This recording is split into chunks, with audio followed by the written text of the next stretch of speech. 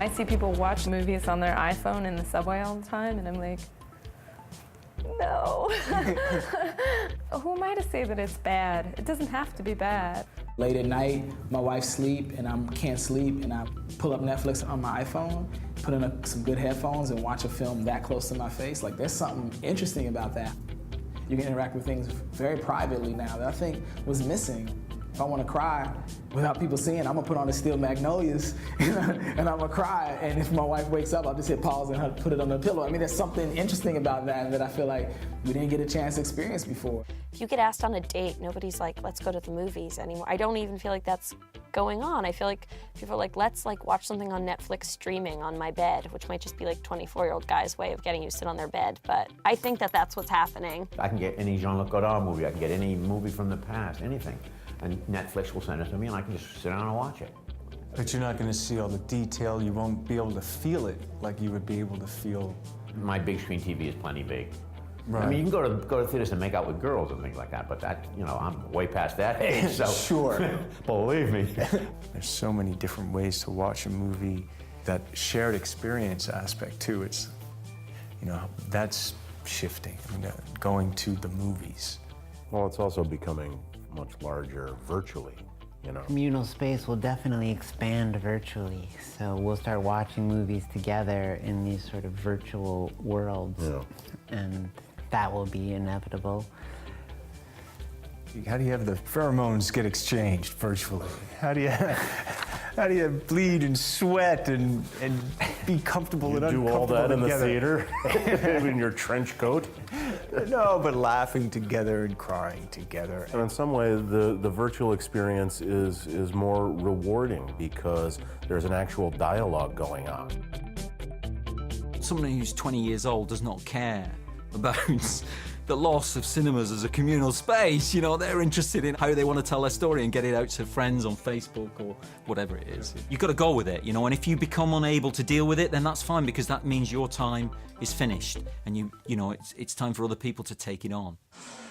The kids 30 and under have seen endless digital images on their computer, on their television, and that to them is their film. I just had hoped that, you know, these little cameras would make kind of a revolution where you would say, fuck film school, and just do it ourselves.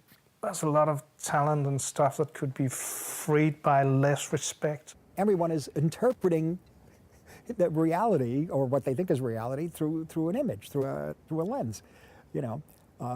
And some kids are really good at it, I gotta tell you. How come you never use me in any pictures? You're never here.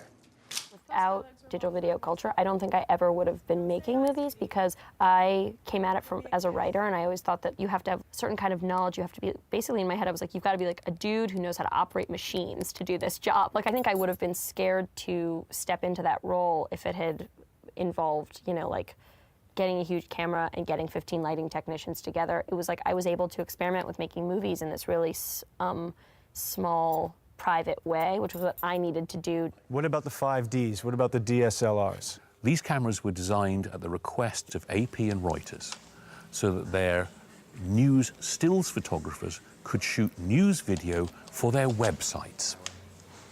That's it. Then people came along and went, ooh, I like the look of that. I'm going to use that. And it can work, but I hate them being used as movie cameras. Why? It's not good enough.